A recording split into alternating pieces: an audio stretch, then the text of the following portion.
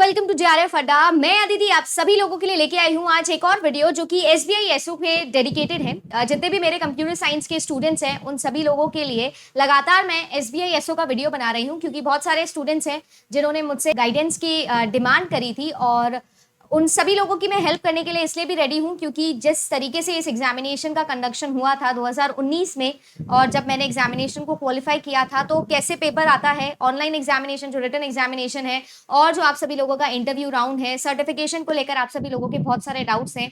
तो कैसे मैंने इस एग्जाम को क्वालिफाई किया, क्या ऐसी चीज थी दैट वर्क फॉर मी, मैं आज आप सभी लोगों से डिस्कस करने वाली हूं। तो अगर आप लोग सबसे पहले तो चैनल पर नए हैं तो चैनल को कर लीजिएगा सब्सक्राइब, क्योंकि ना सिर्फ कंप्यूटर साइंस बट आपके जितने भी सब्जेक्ट्स होते हैं उन सभी सब्जेक्ट से रिलेटेड जो भी अपडेट्स होती है वो आपको मिल जाती है। जॉब से रिलेटेड, सारी गवर्नमेंट जॉब से रिलेटेड, पीएचडी इंटरव्यू से रिलेटेड, यानी कि अगर आप सभी लोगों का एस्पिरेशन है कि आप लोग जेआरएफ करना चाहते हो, यूजीसी नेट क्वालिफाई करना चाहते हो, या गवर्नमेंट प्रोफेसर की जैसी रेप्यूटेड जॉब करना चाहते हो, तो this platform belongs to you.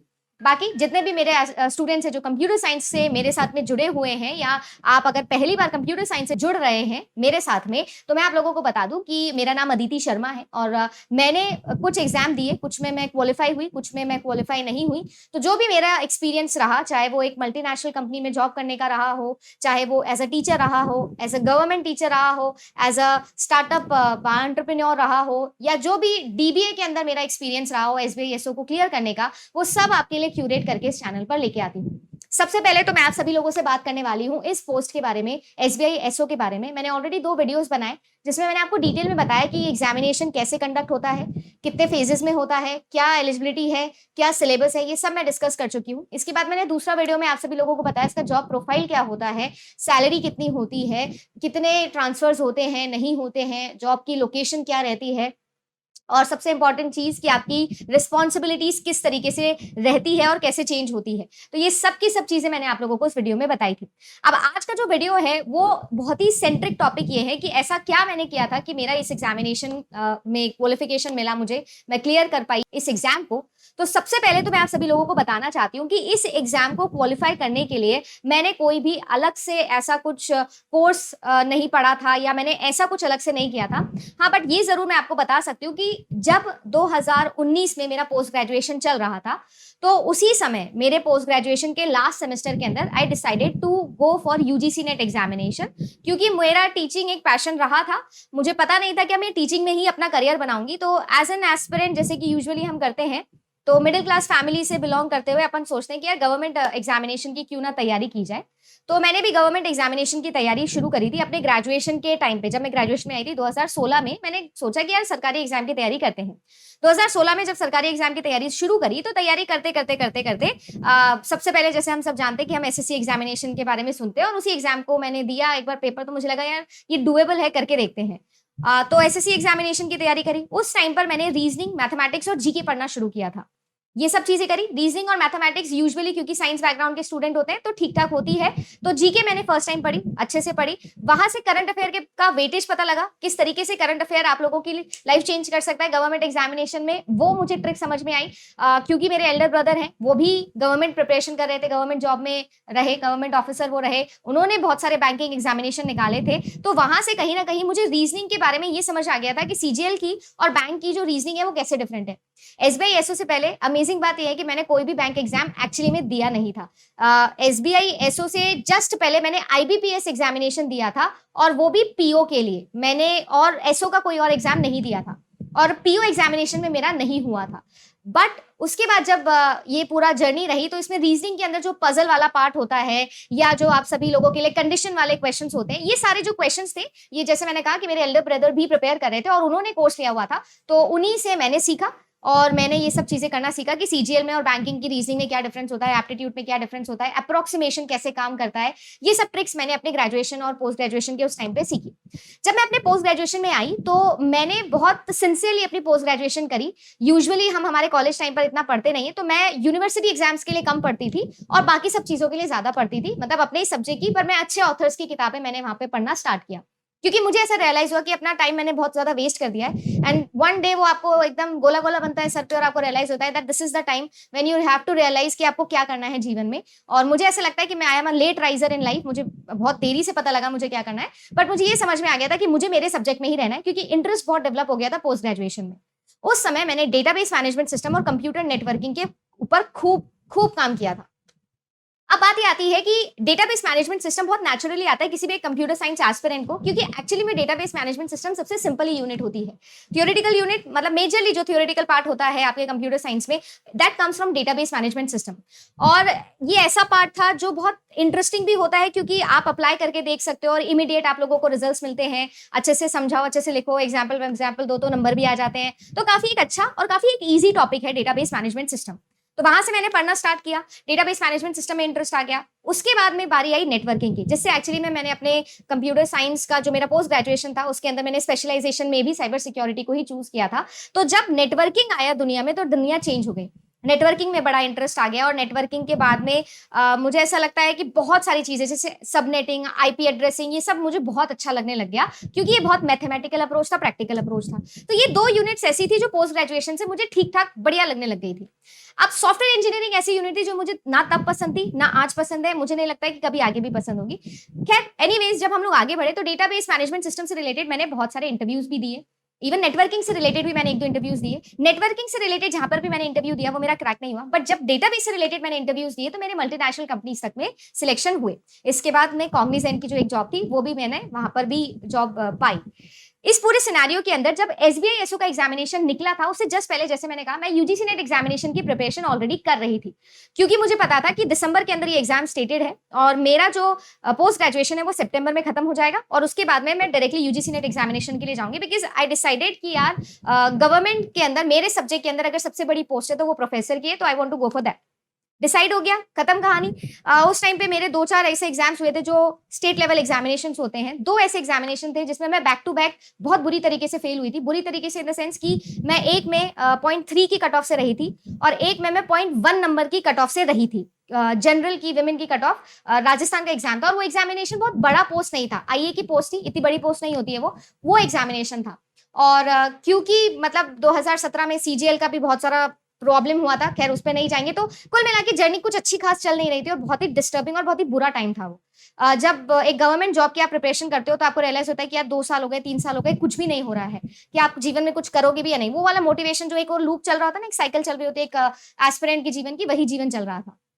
उसके बाद में आई डिसाइडेड कि यार अब कोई छोटा एग्जाम देना ही नहीं है, and there comes SBI SO का examination. So I was preparing for UGC NET examination and there came SO examination, IBPS का एसओ और एसबीआई का एसओ। एसबीआई का एसओ एग्जामिनेशन का फॉर्म निकला, मैंने सिर्फ फ्लूक में वो भरा, ऐसा कुछ भी नहीं था कि मैं डेडिकेटेडली इसका कोई तैयारी करने वाली थी। मुझे बस ये लगा कि यार ये जो एग्जामिनेशन है, यूजीसी नेट एग्जामिनेशन 4 दिसंबर को है, उससे पहले ये एग्जामिनेशन होने वाला है, तो मेरे पास में एक बढ़िया तरीका है कि मैं एज अ टेस्ट प्रेप इस एग्जाम को दे देती हूँ। तो फायदा ये होगा कि मैं जो यूजीसी नेट के अंदर पढ़ रही हूँ, क्योंकि यूजीसी नेट की जो टॉपिक्स है वो सारे के सारे टॉपिक्स बिल्कुल सिमिलर है, और जो मैंने कोर्स आप सभी लोगों को दिया है उस कोर्स में भी मैंने ये चीज बार बार बोली है कि मैं आप सभी लोगों के लिए एसबीआई एसओ का कोर्स इसीलिए बना पाई क्योंकि जो मैंने किया मैं आपको वही दूंगी। यूजीसी नेट से रिलेटेड जो भी मैंने आज तक आपको पढ़ाया है उसके जो बेस्ट कंटेंट जो आपके एसबीआई एसओ में आता है वो सारे के सारे मैंने एक जगह क्यूरेट करके आपका एसबीआई एसओ का कोर्स बनाया, और मात्र 2,499 रुपए के अंदर वो रिकॉर्डेड कोर्स मैं आप सभी लोगों को दे रही हूँ। आपका पूरा टेक्निकल पोर्शन उससे क्लियर हो जाएगा।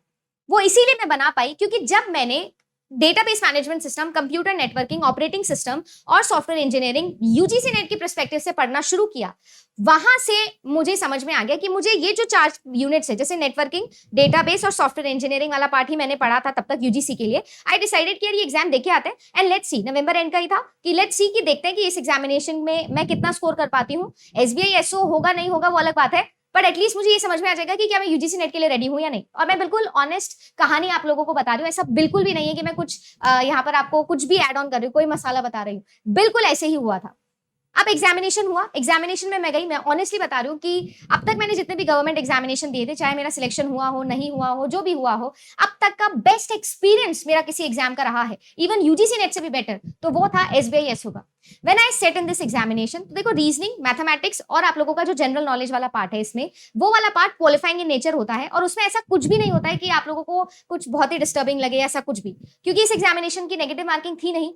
तो यहाँ पर गेम बहुत ही बढ़िया था, मैंने ज्यादा कुछ ध्यान दिया नहीं। टेक्निकल पोर्शन पे मैं आई और टेक्निकल पोर्शन में मैं जेन्युइनली बता रही हूँ, रिलेशनल एल्जेब्रा का एक क्वेश्चन था डेटाबेस मैनेजमेंट सिस्टम का, उसे छोड़कर मुझे डेटाबेस मैनेजमेंट सिस्टम में जेन्युइनली ऐसा कुछ नहीं लगा कि यार ये नहीं हो रहा है। और मुझे बहुत खुशी हुई क्योंकि मैंने उससे जस्ट पहले मैं जैसा कह रही थी कि डेटाबेस मैनेजमेंट सिस्टम और नेटवर्किंग, ये 2 यूनिट ऐसी थी जिसमें मैं यूजीसी नेट में भी सबसे ज्यादा फोकस कर रही थी, क्योंकि यूजीसी नेट में भी ये 2 यूनिट्स बड़ी अच्छी आती थी उस टाइम पे, तो मुझे बड़ा अच्छा लगा। Then comes computer networking. Computer networking के अंदर भी ज्यादातर क्वेश्चंस मुझे लगे कि यार ये डुएबल है और मैं कर लूंगी, और ऐसा हुआ। मैंने सारे क्वेश्चंस, ऑब्वियसली ऐसा नहीं था कि मैं कुछ भी कर रही थी, बट यस मुझे समझ में आ गया था कि हाँ यार मेरा पेपर ठीक हुआ। अगर मेरा ये तीनों पार्ट, रीजनिंग, मैथमेटिक्स और जीके वाला पार्ट में, अगर ये वाले जो पार्ट है इसमें मेरा मेरिट हो जाता है, क्योंकि ये क्वालिफाइंग इन नेचर थे, तो मुझे पक्का पता था कि मेरा रिटर्न क्लियर हो जाएगा। एग्जामिनेशन देके आ गई, एग्जामिनेशन का रिजल्ट आया, आई गॉट इट डन, मेरा सिलेक्शन हो गया था वहां पर और इंटरव्यू का कॉल आ गया था। डीबीए की पोस्ट के लिए मैंने अप्लाई किया था। जैसे मैंने पिछले वीडियो में बताया, अलग अलग सेक्शंस हो सकते हैं, 9 सेक्शंस लगभग होते हैं बैंकिंग सेक्टर में बैकएंड के लिए। उसमें से मैंने डीबीए के लिए अप्लाई किया था, क्योंकि अगर देखा जाए तो इंटरेस्ट भी था, और कह सकते हो आपकी एक तरीके से यार एक जनरल एस्पिरेंट हमेशा ये सोचता है ना, कि भाई जनरल कैटेगरी में सबसे ज्यादा वैकेंसी कहाँ है, कहीं तो मतलब अपन जा सकेंगे। तो लगभग 25 लोगों को शॉर्टलिस्ट करके इन्होंने कॉल किया था नवी मुंबई के अंदर, जहां पर इंटरव्यू होने वाला था। अब अगर मैं बात करूं ओवरऑल इंटरव्यू एक्सपीरियंस की, तो देखो आप लोगों का जो इंटरव्यू होता है उसमें टोटल 4 से 5 पार्ट्स होते हैं। सबसे पहले तो जो आपका एचआर टाइप ऑफ क्वेश्चंस होते हैं, वो जो आपका पर्सनल इंटरव्यू के अंदर आपकी प्रोफाइल के ऊपर वो बात करते हैं, आपके बारे में वो जानना चाहते हैं, तो वो नॉर्मल सी चीज थी। इंटरव्यू, क्योंकि मेरे को एक शौक था इंटरव्यू देने का, भले मैं जॉब ज्वाइन करती थी या नहीं करती थी, इंटरव्यू देना बड़ा मजेदार लगता था। ऐसा ही एक फनी इंसिडेंट हुआ था कि एक बार मैं एमएनआईटी के अंदर इंटरव्यू देने गई थी। आई बिलोंग टू जयपुर, सो मैं एमएनआईटी के अंदर एक इंटरव्यू देने गई थी। कोई स्टार्टअप था, उसके अंदर कुछ तो वैकेंसी थी जावा से रिलेटेड, तो मेरी जावा लैंग्वेज थी, तो मैं जावा का से रिलेटेड, और वहां पर उन्होंने मुझे बोला क्या करना है कैसे करना है। तो मैं थोड़े मोटिवेशनल वीडियो देखिए, अपन सोचते हैं ना यार कुछ मोटिवेशनल बोल के आएंगे मतलब इंटरव्यू के अंदर, तो क्योंकि मुझे वो जॉब करनी नहीं थी, बस मैं एकदम कॉन्फिडेंस चेक के लिए और अपने आप को अपडेट करने के लिए, जब मुंह पे बेइज्जती होती है ना इंटरव्यूज के अंदर, तो बड़ी अक्कल आ जाती है कि अगली बार क्या गलती नहीं करनी है, तो ऐसे में चली जाती थी इंटरव्यू देने। तो वहां पर मैं एमएनआईटी में जब इंटरव्यू देने गई, तो उन्होंने मुझसे पूछा कि ऐसे हैं वैसे हैं, फलाना है ढिमकाना, तो आप क्या करोगे, ऐसे करोगे। तो मैंने अपने सीवी के अंदर लिखा हुआ था एस्पायरिंग टू इंस्पायर, ऐसे ही लिखा था, पता नहीं टॉप ऑफ द माइंड एकदम थॉट आया था।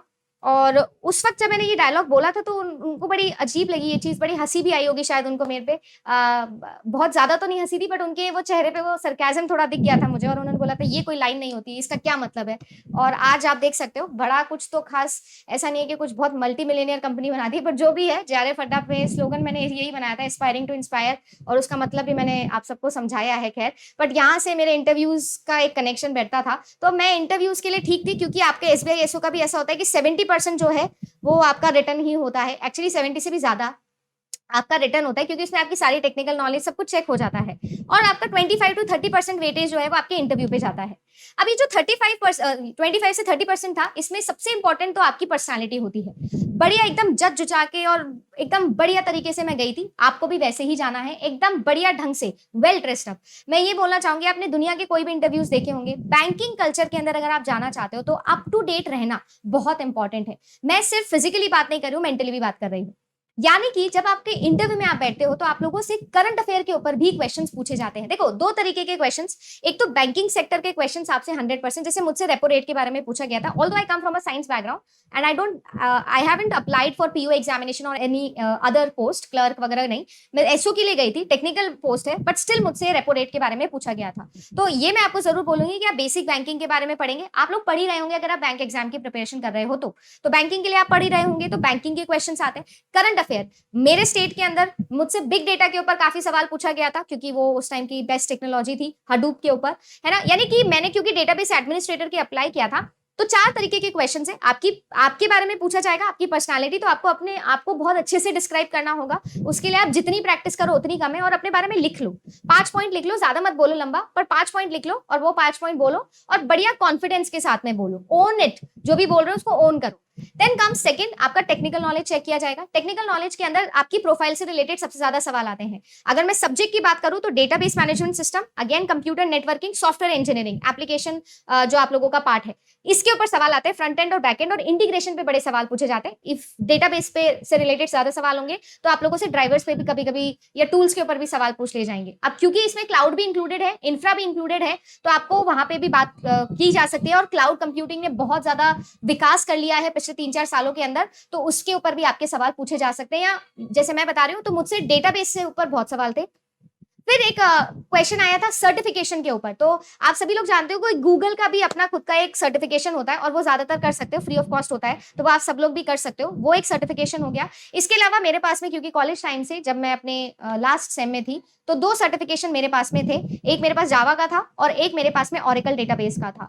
तो वो एक सर्टिफिकेट मेरे पास में था। बट मैं फिर भी आपको ये बोलूंगी, अगर आपके पास सर्टिफिकेट नहीं भी है तो भी कोई फर्क नहीं पड़ता है। आप एक बार जरूर इस इंटरव्यू को जाइए। मतलब अगर एक बार रिटर्न क्लियर होता है तो ये मत सोचना कि सर्टिफिकेट नहीं है तो मेरा इंटरव्यू में कोई चांस नहीं है। डिजायरेबल है, प्रेफर्ड है, मैंडेटरी नहीं है। तो आप जाइएगा जरूर। अगर आपकी टेक्निकल नॉलेज बहुत साउंड है ना, अगर आप जेन्युइनली प्रॉब्लम सॉल्वर हो, तो आपका सिलेक्शन हो जाएगा।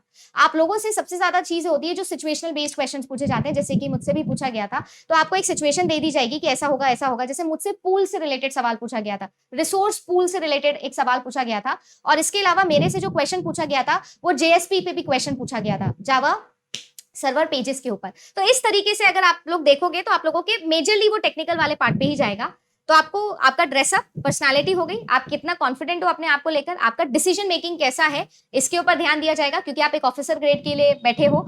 आपकी बैंकिंग की थोड़ी बहुत नॉलेज, आपकी करंट अफेयर, आपके स्टेट में क्या चल रहा है, आपकी कौन सी नई टेक्नोलॉजी आई है, क्या फर्क पड़ रहा है, कैसे वो आपके प्रीवियस वाले वर्जन से बेटर है। अगर आप नेटवर्किंग से रिलेटेड आपको वो फंसा दिया जाएगा तो डेफिनेटली आपसे सवाल पूछेंगे। और सबसे इंपॉर्टेंट मैं बता सकती हूँ कि सिक्योरिटी से रिलेटेड 100% आपसे सवाल पूछा जाएगा, क्योंकि 50 करोड़ से ज्यादा कस्टमर्स है इस वक्त एसबीआई के पास में। तो उनके डेटा को कैसे सिक्योर करना है, या सिक्योरिटी में कितने ब्रीचेस आ सकते हैं, and what are the cyber security policies, कैसे अपडेट हो रहा है, इन सब से रिलेटेड कौन सी एल्गोरिथम चल रही है ना, इन सब से रिलेटेड भी आप लोगों से सवाल पूछे जा सकते हैं। तो ओवरऑल अगर मैं एक्सपीरियंस वाइज बात कर रहा हूं तो written examination is the key. Written निकाल लिया तो दम है।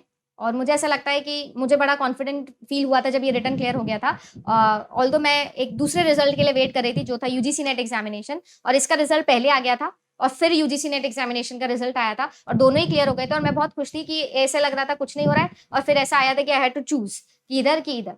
सो आई थिंक वो एक बहुत अच्छा टाइम होता है। इसके अलावा मैं अगर बोलूँ तो ओवरऑल ये जो आप लोगों का एग्जामिनेशन है, इस एग्जामिनेशन के लिए अगर आप जाना चाहते हो तो मैं फिर आपको यही बोलूंगी, ये जो 3-4 आप लोगों के सब्जेक्ट्स है ना, जो आपके टेक्निकल सब्जेक्ट्स है जो इसमें आ रहे हैं, इस पर आप कमांड करो। ना सिर्फ रिटर्न के लिए, आपके इंटरव्यू के लिए भी यही आपका सबसे इंपॉर्टेंट फैक्टर रहेगा। तो मैं यही कहना चाहूंगी कि अगर आपने ये कर लिया तो आपका सिलेक्शन डन। फिलहाल के लिए बस इतना ही। अगर आपका फिर भी कोई डाउट रह गया है तो जरूर कमेंट सेक्शन में बताइएगा। जेन्युइन मैंने कोशिश की कि मेरा एक्सपीरियंस आप लोगों से शेयर कर सकूं। इसके अलावा क्यों मैंने इस जॉब को छोड़ा या क्या पूरा सिनेरियो रहा, उसके ऊपर अगर आप चाहते हो तो मैं जरूर डिस्कशन करूंगी। बट यस, ये job one of the best job है। अगर आप कंप्यूटर साइंस डिपार्टमेंट से हो, फ्रेशर हो, तब तो आपके लिए बहुत ही ज्यादा अच्छी ये जॉब है। So good luck.